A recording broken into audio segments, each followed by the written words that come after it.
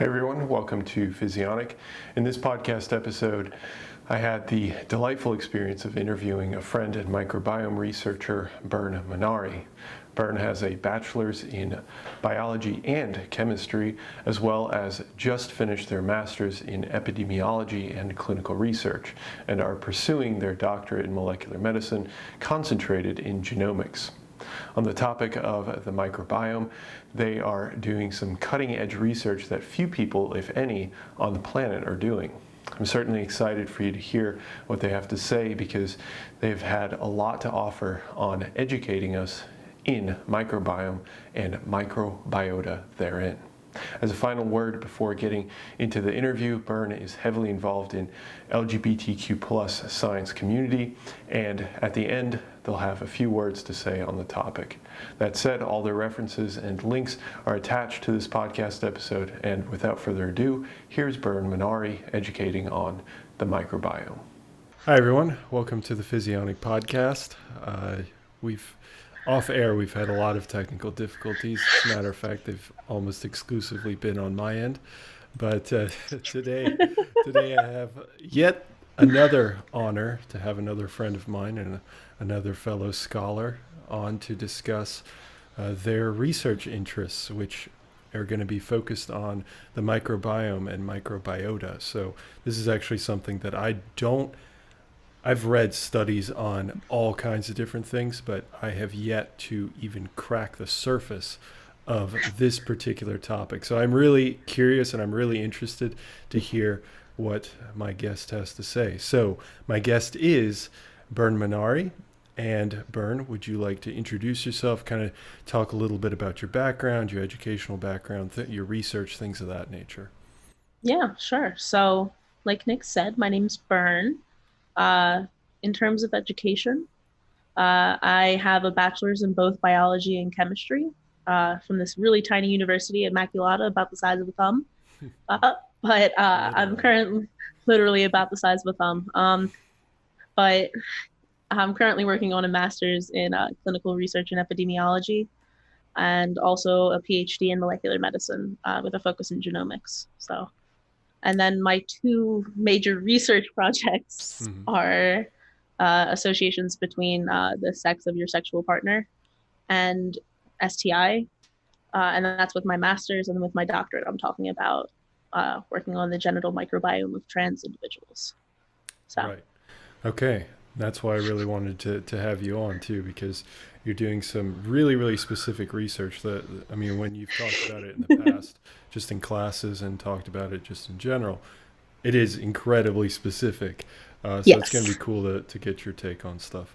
Okay, so let's start pretty broad with what is the microbiome and what does it consist of?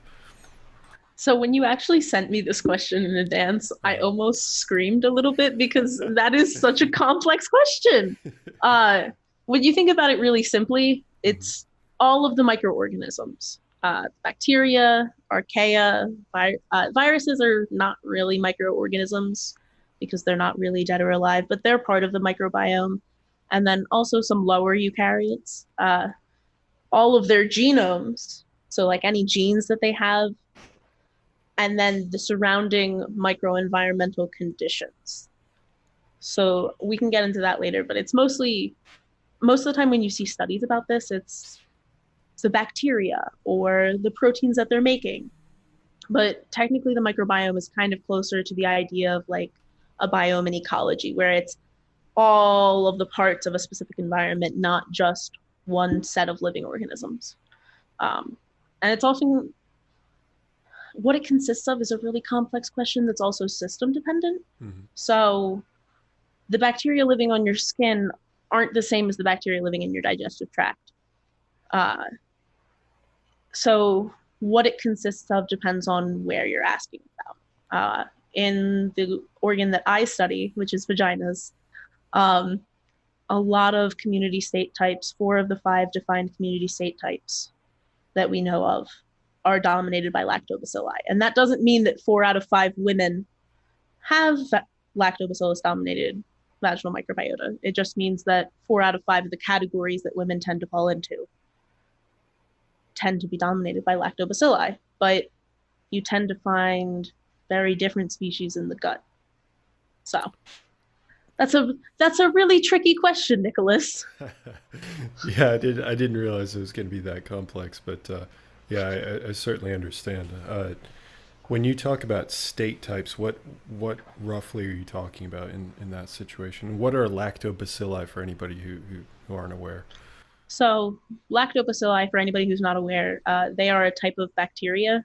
It's a genus of bacteria. So it's when you talk about Homo sapiens, Homo is the genus of Homo sapiens, which is the scientific name for humans. Lactobacillus is the genus name for a group of bacteria that are very commonly found in the cisgender women's vagina. Okay. So, and then what was your second question? You said something about state. Community state types. So state type. this is very specific to the vagina. Gut microbiota, I don't know of any community state types that have been defined, but my group that I work in actually has defined 5 fairly general community state types, which have further been broken down over the years. But it's describing the types of bacteria that are in the vagina, that can be found in the vagina, and the typical abundance ranges that they fall in. So if one bacteria is really prevalent, so if there's almost all of one bacteria, or maybe just 50%, but that's the dominant species. So we sort those. That's how we kind of group vaginal microbiota to study them by trends. It's kind of interesting. Yeah, it's extremely interesting. So it's also based on like the concentration or the amount of each one that's found. It's not just is it there, but also the actual amount that's found. Okay. My boss actually is really involved in that, in pioneering that work, where it's saying not only who is there, but how much of it is there. Right. Our lab has done a lot of work around that in the vagina specifically. So it's pretty exciting. Yeah. Well, I guess you can really describe it as cutting edge research because essentially you might be able to, yes. Okay, so moving on from that incredibly complex question, where would you say, like, what are a few areas where the microbiome is located? So almost the better question is, where is your microbiome not located? Mm-hmm. We know for certain that it's in the gut. Your digestive system has a very well documented microbiome. Skin also has a very large quantity of bacteria, mostly pretty good commensal bacteria that are just hanging out and helping out. Your mouth, your nose, the vagina. The Human Microbiome Project actually sampled a whole list of sites, but mouth, nose, skin, so like behind the ear and behind and in the inner elbow, stool, and different sites within the vagina. So like the vaginal epithelium and also a little bit higher towards the cervix, because the microbiome is actually slightly different. So, and there's actually some really interesting research that's saying that there might be like an ear microbiome, like specific to your inner ear. Right. And then the best part is, beyond all of that, is that humans aren't the only ones with microbiomes. We actually like our closest non-human genetic relative, the chimpanzee, has a microbiome. The gut microbiome has been specifically documented, but so does like a honeybee or a fruit fly. And they're all still system specific. So it's pretty rad. Yeah. It's a whole nother world outside of what people think, right? Of the body. Oh, yes. Huh. Oh, yes. Okay. So it's, like you said, it's essentially everywhere. And well, it's not everywhere. There's a couple of sites where it's hotly debated, let's say. Okay. So the brain is kind of considered to be sort of sterile, no bacteria there, but I've seen some preliminary work that suggested maybe there was something, maybe not. We're not sure on the data yet. It needs more work. But I've also seen there's a lot of debate in my field about whether the placenta within the placenta, if there's a microbiome within the placenta. Wow. Or if that's just a birth artifact. So lots of very interesting things happening in the world of where there is or is not a microbiome. Yeah, seriously. it'd be strange, just kind of conceptually thinking. It'd be very strange to think that the brain would have bacteria and things around it. You know. I mean, in some ways, yes, but in other ways, it's kind of strange to think that there's bacteria in our gut. But without them, we wouldn't be able to digest fiber. Yeah, that's true. So it's a readjustment of the way you're thinking when you think about the microbiota compared to the body, like the human body. Yeah. Okay, so let's move on to the distinction between microbiota and microbiome. So I know I've certainly mixed up those two before, and I probably will in the future until I really delve into more research. So can you kind of talk about a little bit of the distinction between the two? Yeah. So the microbiome and the microbiota, it's kind of like system versus members of a system. So the microbiome is everything. It's the whole habitat. It's the microorganisms and viruses. It's their genomes. It's the surrounding environment, maybe a mix of metabolites, something like substances that the bacteria might be producing or the other microorganisms might be producing. It's protein, so transcribed genes, and even more possibly. On the other hand, the microbiota with the TA, it's exclusively the microorganisms along with the viruses. So it's more system, members of the system, but it's not the whole picture. And that's why we use a different word to describe the two ideas, but they're often used interchangeably in literature, unfortunately. You feel like that'll change over time as people get more specific? I would hope so. There's actually a really interesting paper. I have it linked in my references that talks about why we should use these specific terms. And it's actually published. It was published, I think, in 2016. But it takes a while for everyone to read all of the literature. I mean, how many scientific papers are published a day? So it takes a while to get through it. But I'm hoping that we will get there. Yes. Okay. Yeah. Yeah, I'll be curious how the terminology evolves. I think it's probably going to be really important going forward too, especially as we do more and more microbiota research. Okay, so now these are now that we've kind of have a background on microbiome and where it's located and things like that. So this is where I'm really interested in actually learning about how do the microbiota play a role in our body, or how does the microbiome as a whole play a role in our body? And do you have a few examples? And well, I'll get to the last part of that question later on. But how does the microbiome play a role in our body? So because it's kind of everywhere, it plays a ton of different roles. And it's very dependent on what area of the microbiome that you're discussing. So a recent paper out of my lab from 2019 showed that in some cisgender women, if they have a certain species of lactobacillus, it actually has a protective effect against chlamydia because of the way that it produces lactic acid and the way it modulates the pH.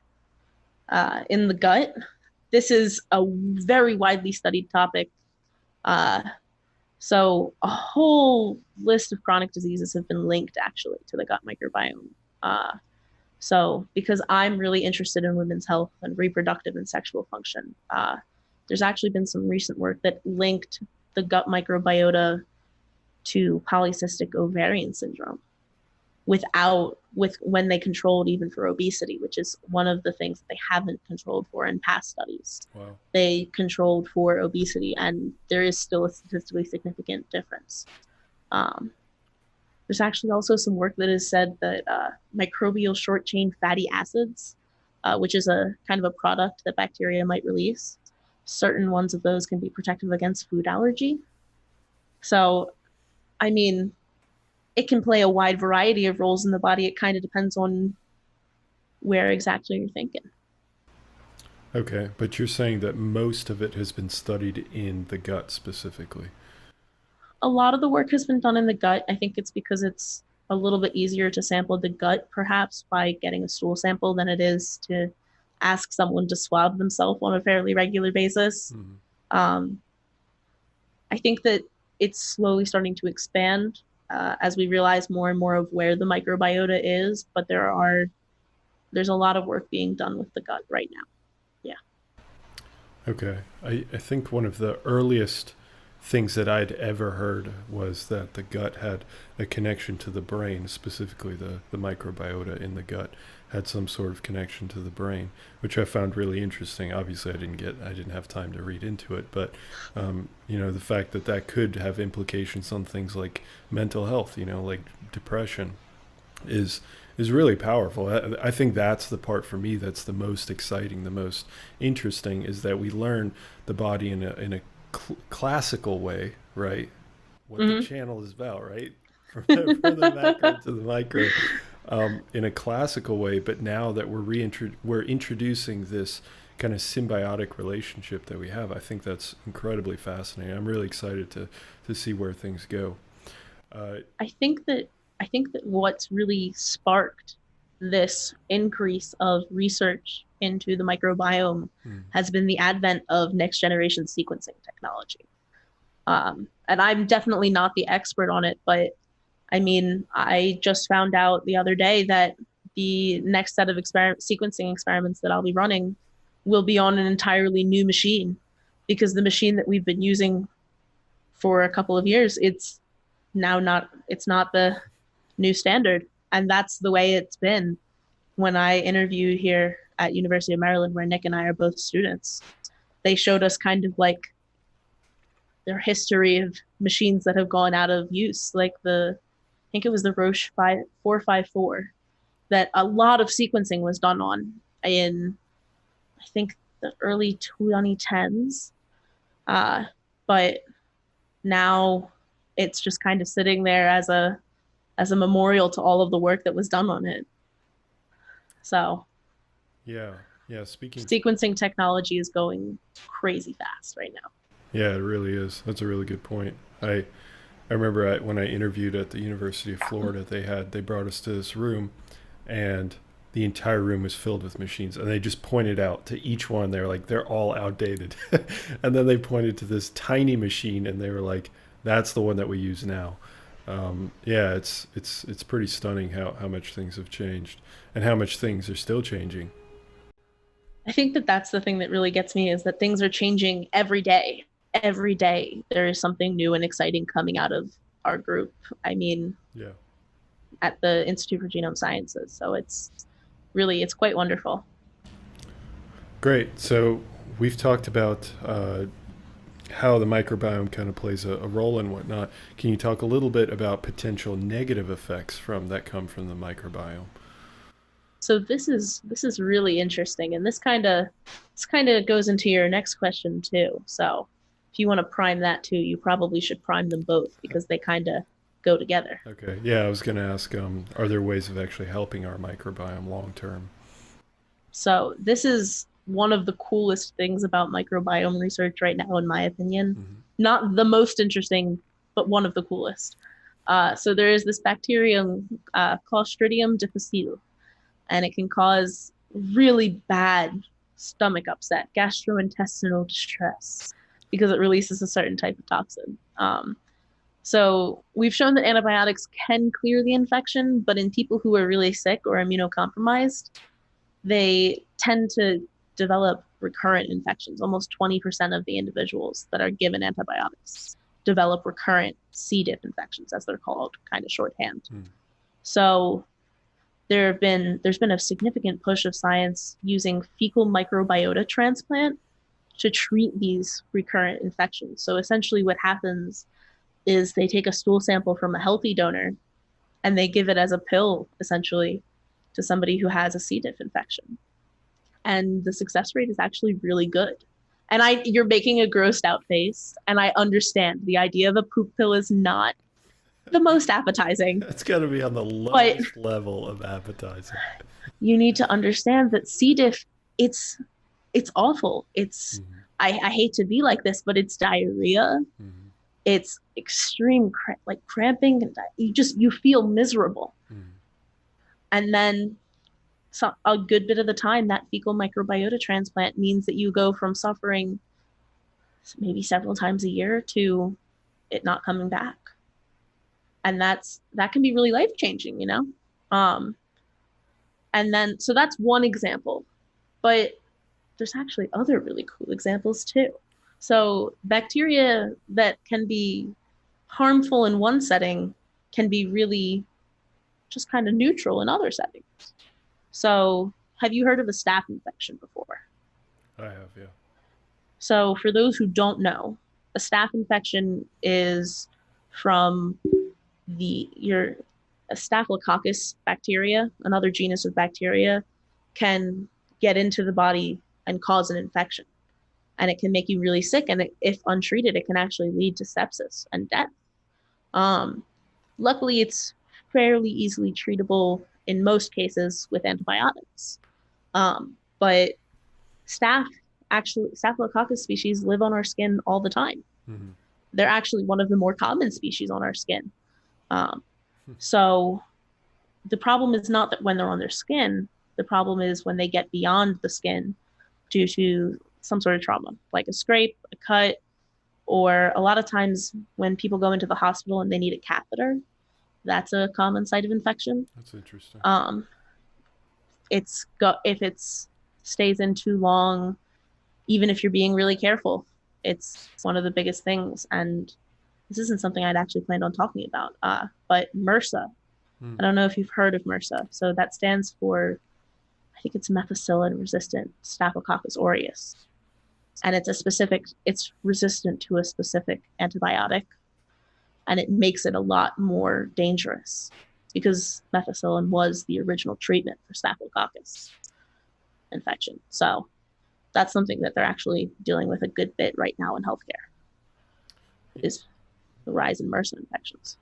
Yeah, the context that I'd heard of it was with like wrestlers and people who do a lot of close quarters combat. They tend to have problems with MRSA, and I've seen in certain situations they've had to amputate people's legs because it just gets uncontrollable. And that's why MRSA is a lot worse than a normal staph infection, is because it's a lot harder to treat because it's resistant to some of these antibiotics that we normally can trust and have trusted for years. Yeah, right. That's why public service announcement, it's important to take your antibiotics as directed by your doctor. Yeah, even if you feel better. Even if you feel better, you still have to finish the course. Right, yeah. It's a good PSA. I think that's the biggest thing that has stopped me from learning everything about the microbiome is trying to get into the papers for the first couple of months are a little tough. Yeah. It's a very specific field in terms of how they present the data. And it's a little foreign sometimes to people who aren't working with it all the time. Right, yeah. Yeah, absolutely. I know that's been a common complaint. I took an epidemiology class and a friend of mine was doing a microbiome-based project. And I was pretty frequently called on to give her comments because I was the only one that had a pretty high-level grasp of what the microbiota meant and what these charts and graphs were meaning. Right. You have a little bit here talking about E. coli, which is a pretty popular bacteria that a lot of people talk about. Let's say, if in the food industry, right, you hear about like E. coli infections and people that, let's say, I don't know, it could be like salads or something along those lines. Like those get infected with E. coli, so they have a bunch of recalls. Can you talk a little bit about how that may be misleading, or that there are certain instances where E. coli isn't that bad and other instances where it is bad? Yeah, so E. coli it's a really interesting species. So despite it being classified as one species, there are a number of strains, which means that they have some slight genetic differences, but they're all, at the end of the day, the same family. Kind of like you and your cousins. Maybe if you have a lot of cousins, you're all from the same grandparents, but you're all your own person of it. You all have your own personality traits. E. coli are kind of like that. So there are actually a number of healthy strains that commonly live in the gut. They're a very predominant member of the gut. The problem happens when a strain that is not so normal to your gut is introduced sometimes. They can actually, I am definitely not the expert in this, but a member of my department, Dave Rasco, has actually been studying E. coli for years. He's a I believe he's a professor. But he actually works downstairs, so I don't get to see as much of his work. So I don't know enough about the pathogenic strains, if you will. So pathogenic meaning causing disease. But I would tell you that there are a number of normal strains that exist in your gut all the time. And then these pathogenic strains show up on, say, your lettuce. Your romaine lettuce, I think, is the one that I always hear about. There's always an E. coli outbreak on romaine lettuce. Right. And it's a matter of sometimes the bacteria picks up a gene that can do something a little interesting to your digestive system that says, today you're not going to feel so great. And it often is quite uncomfortable from what I understand. I'm very lucky that I have not experienced an E. coli poisoning incident. Yeah. Yeah, I don't know if I have or not. I remember one time I got really sick when I was in Europe, but I know it was food poisoning of some sort, but I don't know what it was. Well, not all food poisoning is E. coli. It's often, right. yeah. So you talk about like salmonella sometimes. Sure. Is another big one. And it does exist in eggs, but not as commonly as you would think. You normally have an outbreak, you can still eat a little bit of cookie dough, even though maybe you shouldn't. I still do. Okay, I'll keep that in mind. Can you think of, I don't know if you can think of necessarily any specific instances, but could you imagine a scenario where your current microbiome or your microbiota is able to outcompete pathogenic strains of bacteria, or really just other bacteria in general, where if you have this introduction of new bacteria, they might not be able to take a foothold just because of the way that your microbiota are structured at that particular point in time? So I think a really good example was kind of what I was talking about earlier. So a couple members of my lab actually recently published, along with some of our collaborators in 2019, about how Lactobacillus crispatus, like I mentioned earlier, it produces a certain isoform of lactic acid. So it's either twisted one way or another. And the way that this form of lactic acid is twisted and the pH that this constant production of lactic acid allows for means that women are less likely to get chlamydia, even when challenged with it, we think, or we're hoping. We've shown that in cell culture that it does actually clear chlamydia when you even just have the media that Lactobacillus crispatus cells are living in. And we've linked it, we think, to lactic acid and the pH so far, but we're hoping that there might be other options. Okay, yeah, that's a great example, actually, of a particular bacterium having an impact or mitigating the effects of another one, which can be extremely harmful, obviously, chlamydia. Okay, cool. So next question I wanted to ask you about is, what do you personally find the most interesting? I know you said the microbiome in general is incredibly interesting, so I am curious, what do you find is the most interesting about the microbiome? So I like to do a lot of nonfiction reading, which my friends make a lot of fun of me for. Not you, other friends of mine make a lot of fun of me for reading a lot of nonfiction. And sometimes there is this 10-to-1 ratio of there are 10 bacterial cells per 1 human cell in the body. And that ratio is tossed around a lot. Yeah. There's actually Ed Young of I believe the Atlantic, actually released an article saying, it's not entirely based in fact. We tracked it down. It was some guy's back of the envelope calculation. It's pretty close to 1-to-1. Oh, okay. So there's about 39 trillion microbes and about 30 trillion human cells. Okay. I've probably misquoted that myself, actually. I'm pretty certain. It's a pretty common misquote because somebody said it one time and everybody has been citing that person since. And that's why peer review is important.